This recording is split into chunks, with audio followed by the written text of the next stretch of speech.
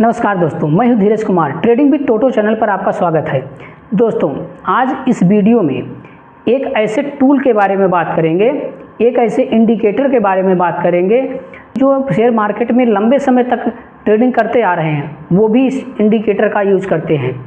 हम 7 पॉइंटों से आपको इस टूल के बारे में इसकी कमियां भी बताएंगे, इसके फ़ायदे भी बताएंगे। कमियां जो हैं वो गलत तरीके से इस टूल को यूज़ करने के कारण है। अच्छी बात इसमें यह है कि यह टूल शेयर मार्केट के साथ साथ फॉरेक्स ट्रेडिंग या कमोडिटी मार्केट में भी यूज होता है। अब कई लोगों को ये नहीं पता होगा कि फॉरेक्स ट्रेडिंग क्या होती है, कमोडिटी मार्केट क्या होता है, तो हम आगे इस वीडियो में सब कुछ बताएंगे आपको। तो यदि आप चैनल पर नए हैं, इस चैनल को सब्सक्राइब कर लें। ये सब्सक्राइब कर लिए हैं तो यार बेल आइकन भी दबा दो ताकि आपको समय से नोटिफिकेशन मिलता रहे। तो चलिए वीडियो शुरू करते हैं। दोस्तों, आज इस वीडियो में हम आपको बताएंगे कि बोलिंजर बैंड के बारे में। दोस्तों, आज इस वीडियो में हम बोलिंजर बैंड के बारे में चर्चा करेंगे। जैसे इसका नाम से भारी भरकम नाम लग रहा है, लेकिन है नहीं भारी भरकम, ये बहुत ही सिंपल है। बोलिंजर बैंड नाम बेशक भारी है लेकिन बहुत ही सिंपल है। देखिए, इसका पहले हम जान लेते हैं कि बोलिंजर बैंड है क्या। बोलिंजर बैंड एक सिंपल मूविंग एवरेज की तरह होता है। एसएमए आपने सुना होगा, जो लोग मेरा पिछला वीडियो देखे होंगे वो जानते होंगे कि एसएमए क्या होता है, लेकिन आपको थोड़ा सा रिवाइज कर दे रहा हूँ कि एसएमए वह होता है कि जैसे कि सिंपल मूविंग एवरेज जिसे हम बोलते हैं एसएमए।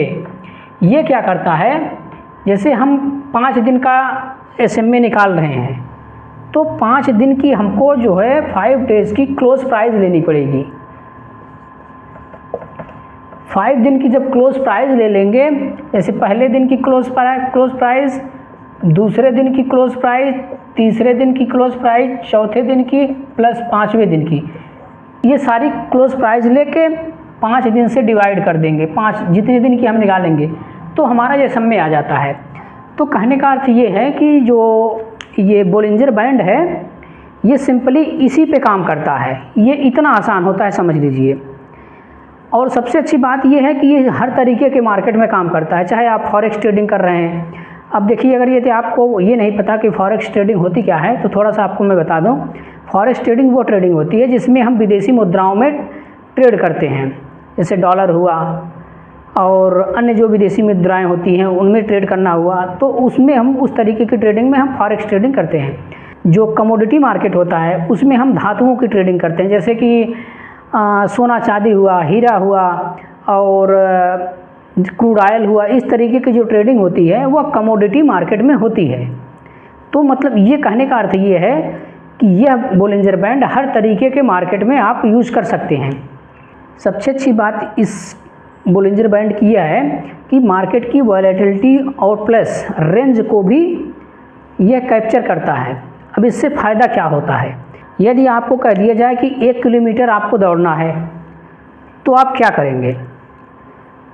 अपने शरीर की क्षमता के अनुसार आप पूरी तेज़ी से दौड़ लगाएंगे, या तो आप स्लो स्टार्ट करेंगे तब तेज़ दौड़ेंगे, या फिर तेज़ दौड़ के फिर स्लो होंगे। तो आप एक डिसीजन ले लेंगे। उसी तरीके से रेंज को यह बता देता है कि मार्केट की आज की रेंज कहाँ से कहाँ तक है। अगर मान के चलिए 100 से अगर ये बता दिया कि 150 के बीच में मार्केट आज यहीं घूमेगा, तब आपको ट्रेडिंग करना आसान हो जाएगा कि नहीं, आप लोग कमेंट करके बताइएगा। एक चीज़ आपको ये पता हो जाए रेंज की मार्केट इतने से इतने के बीच में रहने वाला है, और दूसरी चीज़ ये हो कि आपको ये ना पता हो कि मार्केट कितने से कितने के बीच में चलेगा आज। इसमें ट्रेडिंग करना आसान है कि इसमें ट्रेडिंग करना आसान है, ये पहला पॉइंट है। ये दूसरा आप लोग कमेंट करके बताइएगा कि पहले में ट्रेडिंग करना आसान होगा कि या फिर दूसरे में। ये इसकी खूबी है कि आपको यह रेंज बता देता है कि मार्केट आज किस रेंज में रहने वाला है, बोलिंजर बैंड। इससे आपको ट्रेडिंग करना आसान हो जाता है। दूसरी बात क्या है, दूसरी बात यह है कि यह वॉलेटिलिटी को बता देता है। जो वॉलेटिलिटी होती है उसको बता देता है। अब वो आप लोग ये भी सोचेंगे कि वॉलेटिलिटी क्या होती है।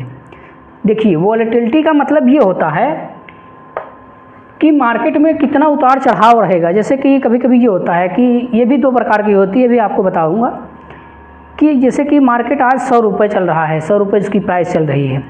अभी 10 मिनट बाद आप देखेंगे तो 120 रुपये हो गई, फिर 10 मिनट बाद देंगे तो 150 रुपये हो गई। मतलब कि मार्केट बहुत तेज़ फ्लैक्चुएशन हो रहा है, मार्केट में बहुत ज़्यादा उतार चढ़ाव हो रहा है।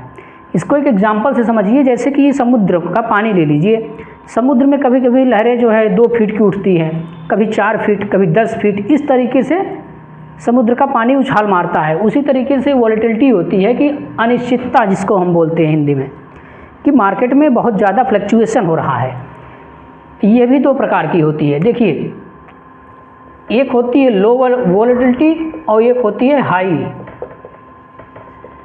लो क्या है कि जब मार्केट जो है, जैसे कि 100 प्राइस है, ये 101 हो गया, 102 हो गया और 103 हो गया, ये हो गया लो वॉलेटिलिटी। जो हाई वॉलेटिलिटी होती है उसमें क्या है, जैसे कि मार्केट 100 रुपये पे है, प्राइस 100 रुपये है, ये बढ़ के हो गई 120 रुपये, 150 रुपये, 200 रुपये। ये जो वॉलेटिलिटी होती है ये हाई वॉलेटिलिटी होती है, कि मार्केट जो है इस तरीके से चलता है। इसमें देखिए, जो ट्रेडर होते हैं, जो मार्केट में लंबे समय से ट्रेडिंग कर रहे होते हैं, वो इसका फ़ायदा भी उठा लेते हैं। जो इस तरीके की जो ट्रेडिंग होती है, लो वॉलेटिलिटी वाली ट्रेडिंग, इसमें जो इन्वेस्ट करते हैं शेयर मार्केट में, जो भी जो है इन्वेस्टर हैं, वो इस चीज़ को प्रेफर करते हैं, लो वॉलेटिलिटी को। और जो हाई वॉलेटिलिटी वाले होते हैं वो इंट्राडे वाली ट्रेडिंग करते हैं, क्योंकि इसमें रिस्क भी ज़्यादा होता है और इसमें जो ये रिवार्ड भी ज़्यादा मिलता है, क्योंकि रिस्क जहाँ ज़्यादा रहेगा वहाँ रिवार्ड भी ज़्यादा रहेगा, क्योंकि यहाँ वॉलेटिलिटी ज़्यादा होती है, मार्केट बहुत ज़्यादा फ्लैक्चुएशन करता है यहाँ। अब इसमें जो तीसरा पॉइंट आता है, तीसरा पॉइंट आप लोग देख लीजिए।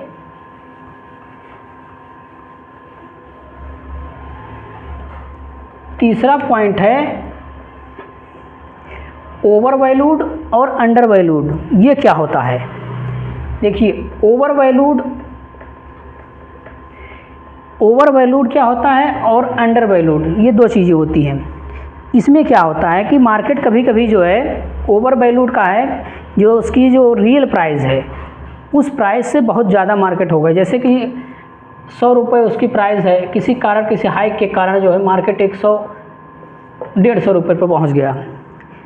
यह किसी न्यूज़ के कारण भी हो सकता है, या कंपनी में ऐसी कोई उथल पुथल हुई हो, उस कारण भी जो है इसकी प्राइस बढ़ सकती है।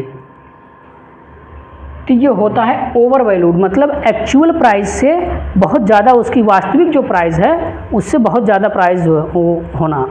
जैसे कि मार्केट में जाइए, कोई सामान खरीदिए आप, 100 रुपये का सामान हो, उसकी जो है सप्लाई कम है। सप्लाई अगर कम है, डिमांड ज़्यादा है, तो ऑटोमेटिक जो है उस प्रोडक्ट की कीमत बढ़ जाएगी। जैसे 100 रुपये प्राइस है तो वो जो है 120 पे भी मिल सकता है, 150 रुपये भी मिल सकता है। ये हो गई ओवर वैल्यूड। ओवर वैल्यूड का मतलब ही होता है कि कीमत वास्तविक कीमत से ज़्यादा कीमत पर कोई चीज़ बिकती जब है, उसे हम बोलते हैं ओवर वैल्यूड। इसको हम बताएंगे कैसे निकालते हैं, हम पीछे भी बता चुके हैं, लेकिन आपको हम जो है रिवाइज कर देंगे। और इसी में दूसरा जो पॉइंट होता है अंडर वैल्यूड। अंडर वैल्यूड क्या होता है कि जब कोई किसी वस्तु की कीमत, जैसे मान के चलिए 70 रुपये है किसी वस्तु की कीमत, वास्तविक उसकी कीमत जो है 70 रुपये है, लेकिन वो बिक कितने का रहा है? 50 रुपये का। 50 रुपये का वह बिक रहा है, तो इसका क्या मतलब है? वह अंडर वैल्यूड है। अंडर वैल्यूड का मतलब ये है कि मार्केट की वास्तविक कीमत तो ये है, किसी कारण, हो सकता है कोई ऐसा कारण हो जिसके कारण इसके दाम जो है कम दाम पर यह बिक रहा है, लोग इसकी इस समय डिमांड ना हो, इस कारण ये जो है अंडर वैल्यूड बिक रहा है। लेकिन जो ओवर वैल्यूड होता है, इस पे आप अगर खरीदेंगे किसी भी शेयर या किसी भी स्टॉक को, तो हमेशा आप इसमें नुकसान में जाएंगे। वो क्यों, ये आपको हम बता रहे हैं। देखिए, ओवर वैल्यूड में होता क्या है कि किसी हाइक या किसी न्यूज़ के कारण कीमतें बढ़ती हैं। जैसे ही या सही आपको ये पता चलेगा कि मार्केट में जैसे ही मार्केट स्टेबल होगा, तुरंत ये प्राइस जो है गिर के जो है अपने एक्चुअल प्राइस पे भी आ सकती है, या तो इससे नीचे भी जा सकती है। और अंडर वैल्यूड वाला क्या है, यह आप 50 रुपये में हो सकता है किसी कारणवश जो है इसकी प्राइस घटी है, सप्लाई जो है ज़्यादा हो गई, डिमांड कम हो गई, इस कारण से जो है इसकी प्राइस घट गई, लेकिन ये बाद में या लंबे टाइम के लिए ये प्राइस जो है 70 तक जानी है। और इसको निकालते किस तरीके से हैं, देखिए मैंने पीछे के वीडियो में मैं अपने बताया हूँ कि इसे प्राइस टू अर्निंग रेशियो, जिसे हम बोलते हैं पीई रेशियो, यहाँ देख लीजिएगा, पीई रेशियो से इसे आप निकाल सकते हैं, प्राइस टू अर्निंग रेशियो, उससे आप इसे निकाल सकते हैं। 3 चीज़ें आपको पता हो गई। बोलिंजर बैंड क्या क्या आपको बताता है, 3 चीज़ें आपको फिर से रिवाइज कर दे रहा हूँ। ये रेंज बताता है, दूसरा आपको वोलेटिलिटी बताता है, तीसरा आपको बताता है ओवर वैल्यूड, और इसी में एक पॉइंट है अंडर वैल्यूड। ये आपको रेंज भी पता हो गई, वोलेटिलिटी भी पता हो गई, ओवर वैल्यूड भी और अंडर वैल्यूड भी पता हो गया। ये बोलिंजर बैंड आपको ये चीज़ें आप बताता है। अब इसके साथ साथ मार्केट में क्या चीज़ें होती हैं, जैसे कि ये 3 चीज़ें आपको मालूम हो गई, लेकिन लोग इसमें गलतियाँ क्या करते हैं। देखिए बोलिंजर बैंड जब यूज करते हैं, ये तो उसको फ़ायदे हो गए, लेकिन लोग इसको जब यूज करते हैं बोलिंजर बैंड को जब आप चार्ट पे जाके इम्प्लीमेंट करेंगे तो ये 3 लाइनें दिखती हैं। एक ध्यान से देखिएगा, देखिए ये हो गया इसका अपर बैंड, ये हो गया लोअर बैंड, ये हो गया मिडिल बैंड। अब इसमें होता क्या है, लोग इसमें गलतियां क्या करते हैं, जैसे मार्केट यहाँ से, जैसे कि मार्केट चला ऐसे चलते चलते यहाँ अपर बैंड के पास पहुँचा, तो लोग ये सोचते हैं कि हमारा रेजिस्टेंस हो गया, जो कि ये गलत है। ये होता नहीं रेजिस्टेंस आपका, कोई ज़रूरी नहीं आपका ये रेजिस्टेंस हो भी सकता है, नहीं भी हो सकता। और दूसरा, मार्केट ऊपर से नीचे आया, यहाँ लोअर बैंड पे पहुँचा, तो लोग ये समझते हैं कि हमारा सपोर्ट हो गया, लेकिन ये भी नहीं हो सकता, सपोर्ट भी नहीं हो सकता। ये क्यों होता है मैं बता रहा हूँ आपको, आगे ध्यान से समझिएगा। देखिए ये हो गया आपका अपर बैंड, ये हो गया लोअर बैंड, ये हो गया मिडिल बैंड। बैंड से आप कतई नहीं ये अंदाज़ा लगा सकते कि मार्केट का ये रेजिस्टेंस लेवल है, आपको ये अपर बैंड को भी तोड़कर मार्केट ऊपर जा सकता है, और लोअर बैंड को भी मार्केट नीचे तोड़ के जा सकता है। तब आपके दिमाग में आएगा, तब क्या करें हम, कैसे जो है इसमें जो है इंटर करें, कैसे हमको ये पता चले हमारा एग्जिट पॉइंट क्या है, एंट्री पॉइंट क्या है, कहाँ हम जो है मार्केट में इंटर करें और कहाँ हम मार्केट से बाहर जाएं, ये समस्या बन जाती है। तो यही समस्या हम आपको 5वें पॉइंट में इसका निजात दिला रहे हैं ना। 5वां जो पॉइंट हमारा है वो इसी की समस्या को जो है सॉल्व करने के लिए है। देखिए 5वां पॉइंट क्या है, कभी कभी ये बैंड ये हो गया हमारा अपर बैंड, ये हो गया हमारा मिडिल बैंड, और ये हो गया हमारा लोअर बैंड सॉरी। अब आप इसमें और इसमें आपको अंतर दिख रहा होगा, ये थोड़ा नैरो है, मतलब सकरा है, इसका upper band lower band middle band के बीच में जो गैप है बहुत कम है, और यहाँ क्या है, यहाँ काफ़ी ज़्यादा दूरी है। इसको देख के आपको क्या लगता है, इसको देख के आपको ये लगेगा कि मार्केट में वॉलेटिलिटी ज़्यादा है, मतलब कि अनिश्चितता ज़्यादा है, मार्केट में फ्लैक्चुएशन ज़्यादा है, इसलिए upper band lower band middle band तीन काफ़ी दूरी पे हैं। और इसमें क्या है कि upper band lower band middle band बहुत नज़दीक है। इसका मतलब क्या है कि मार्केट स्थिर है, बहुत ज़्यादा मार्केट में फ्लक्चुएशन नहीं हो रही है। इस तरीके की कंडीशन जब लंबे समय तक बनती रहे, जैसे कि ये कंटिन्यू बनता रहे, इसको बोलते हैं नैरो बैंड, जिसे कि मतलब कि मार्केट के स्क्वीज हो रहा, मतलब सकरा होता जा रहा। तो इसका मतलब ये है कि मार्केट में बाइंग या सेल आने वाला है, मार्केट अब जो है वॉलेटाइल होने वाला है। लेकिन किस दिशा में होने वाला है ये नहीं पता है आपको। इसके लिए हम छठा पॉइंट जो यूज़ करेंगे उसमें बताएंगे आपको कि इसके लिए आप क्या करें। देखिए, जो छठा हमारा पॉइंट होगा यहाँ बताते हैं हम आपको। जो छठा पॉइंट है हमारा कि जो नैरो बैंड हमारा बन रहा है कि जो अपर लोअर मिडिल सब एकदम नज़दीक नज़दीक बन रहा है, इसका मतलब ये हुआ कि मार्केट यहाँ स्थिर है। अपर हो गया, ये हो गया लोअर और ये हो गया मिडिल। इसका मतलब ये है कि मार्केट यहाँ स्थिर है। अब आगे जो मार्केट में आएगा वह किसी भी दिशा में जा सकता है, वह बुलिश भी हो सकता है, वह बेरिश भी हो सकता है। मतलब मार्केट ऊपर भी जा सकता है और नीचे भी जा सकता है। लेकिन ये कैसे हमें पता चलेगा कि ऊपर जा सकता है नीचे जा सकता है? भाई कैसे किस तरीके से एंट्री लेंगे अगर हमको ये नहीं पता होगा। अगर मान के चले हमें ये चीज़ पता हो गया कि मार्केट अब जो है वोलेटाइल होने वाला है, किसी भी दिशा में जाने वाला है, लेकिन हम भाई खरीदेंगे किस दिशा में? हम बाई करेंगे या सेल करें? वही चीज़ हम आपको छठे पॉइंट में बता रहे हैं। देखिए ध्यान से सुनिएगा। जब भी नैरो बैंड बने, जब भी स्क्यूज बने, ये मतलब कि ये तीनों बैंड जो है एकदम नज़दीक नज़दीक आए, तो ये एक तो चीज़ ये कन्फर्म हो गई कि मार्केट यहाँ से जो है ऊपर जाएगा या तो ऊपर जाएगा या तो नीचे जाएगा। इसके लिए हमको करना क्या है, यूज़ करना है या तो MACD या फिर RSI का यूज़ करिए। MACD जब यूज़ करेंगे आप, मूविंग एवरेज कन्वर्जेंस डाइवर्जेंस या फिर रिलेटिव स्ट्रेंथ इंडेक्स, इसकी कंफर्मेशन ले सकते हैं हम। जब इसका कंफर्मेशन लेके हम ये यूज़ करेंगे तो हमारा एक सही एंट्री और सही एग्जिट पॉइंट होगा। अगर RSI का यूज़ करेंगे, जैसे मैंने हर वीडियो में बताता हूँ कि ओवरबॉट ओवरसोल्ड, ये चीज़ हर वीडियो में मैं आपको लगभग बता देता हूँ। तो ये जैसे कि हो गया, मैं बना देता हूँ RSI का, ये 30 पॉइंट हो गया, ये 50 पॉइंट हो गया, ये 70 पॉइंट हो गया।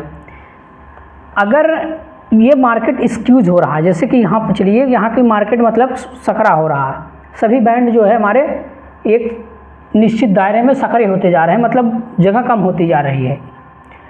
तो अगर उस समय मार्केट 30 के या 30 के नीचे, RSI की बात कर रहा हूँ, 30 के नीचे है या फिर 30 पर है, तो आपको ये समझ जाना चाहिए कि यहाँ से बाइंग आने वाली है, क्योंकि मार्केट इस समय अपने सपोर्ट लेवल पर है, ऑलरेडी सपोर्ट लेवल पर चल रहा है। यहाँ से मार्केट हो सकता है ऊपर जाए, हो सकता नहीं, ऊपर जाएगा ही, क्योंकि सपोर्ट से अक्सर मार्केट ऊपर जाता है, 99% ऊपर जाता है। कभी कभी ऐसा होता है कि सपोर्ट तोड़ के और नीचे चला जाता है वो।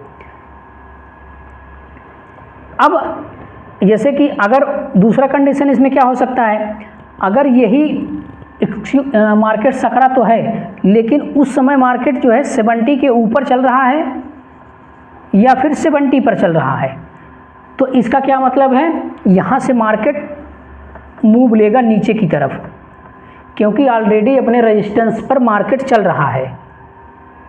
तो कहने का कुल मिला के हमारे कहने का अर्थ ये है, बोलिंजर बैंड से आप दिशा तो नहीं क्लियर कर पाएंगे, लेकिन आपको ये ज़रूर क्लियर हो जाएगा कि मार्केट यहाँ से ऊपर जाएगा या तो नीचे जाएगा। आपको एंट्री और एग्जिट पॉइंट जो होगा, या तो आपको MACD दिलाएगा या तो RSI दिलाएगा।